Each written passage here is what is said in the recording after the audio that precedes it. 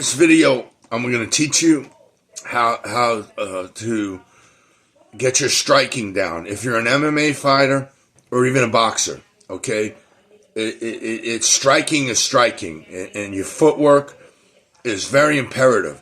When I grew up, there wasn't an internet, so all the information is out there. I'm going to show you how to learn how to get your striking down. And the problem is, when you learn jiu-jitsu, which I learned, you roll real slow. Somebody's showing you an arm bar. They don't go full speed and crack your arm.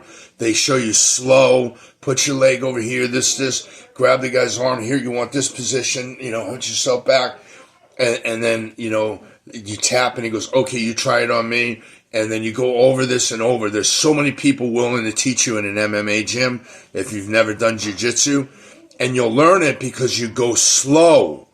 And what happens with boxing, with the striking part of MMA, is even when the Muay Thai teacher is teaching you to clinch or he's teaching you a leg kick, you throw them on the bag, but you guys, you got shin pads. You don't blast each other when you're first starting. Get somebody that say, hey man, I've never got my kicking down. Could we work on some kicks today? With the trainer. And, go over a high kick, front kick, lower leg kick, etc. And they're more than willing to teach you, man. They're jiu-jitsu instructors and people that do jiu-jitsu, and they're a different animal. They're very unique people, and especially the guys that are full MMA fighter, because that boxing is dangerous. But an MMA fighter, if they went against each other, is more dangerous. Just trust me, because eventually he's going to get the boxer down and he's going to choke him out, tap him out, or whatever kind of rear naked triangle or rear naked choke triangle, whatever, he's going to get you in. But what you want to learn is to stuff the takedown. So if you like to stand on your feet, which I did because I got my boxing down, I met a trainer that stopped me when I was sparring, 14, 16, 19 years old. Nobody taught me defense. And finally I went into this gym, and I got in a gym war with this guy. And so I ended up, they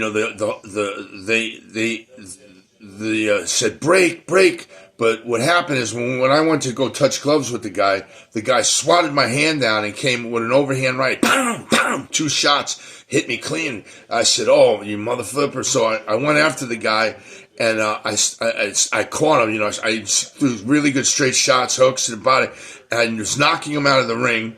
And I heard break. And I'm telling you a story for a reason. So this huge guy that owned the gym, he's like 6'7". He's about 320 pounds, and he's got one eye, and the other eye looks all crazy, and he's this big dude. His name was Danny Carr. He was the inventor of American Gladiators. And he comes, and he tries to get me in a headlock, and I pull out of it, and he goes, you want a street fight in here, boy? That's what we do best. And I said, hey, I didn't hear you say break. And so my friend that was with me, he noticed everybody in the gym started to move towards the ring like they wanted to, beat my ASS, and I was like, oh, man. So my friend took off on me. He didn't take off in the car, but he took off down the stairs of the gym. So I grabbed my gym bag, and I said, let me get out of here before I, get beat up by 15, 17 people. And I was almost down the stairs, and this black guy at the top of the stairs, Crandall King, he was called Crandall the Real Thing King. He says, hey, don't leave. Come back upstairs and let me teach you, you got some talent. And I said, man, I don't want to go up them stairs. The whole gym's going to jump me. He said, no, don't look at nobody. Just stay with me. I promise you, no one's going to jump you. If you just look at me, just stay with me. So I go, man, this is against everything I think, I feel. So I went up to the gym, the top of the stairs, and they all stared at me, and I just looked at Crandall, and he took me over to the heavy bag, and he was the first person who taught me to move my head. So the main thing you want to do is always keep the hands like this. There's very few people that can fight with their arm down out of the pocket.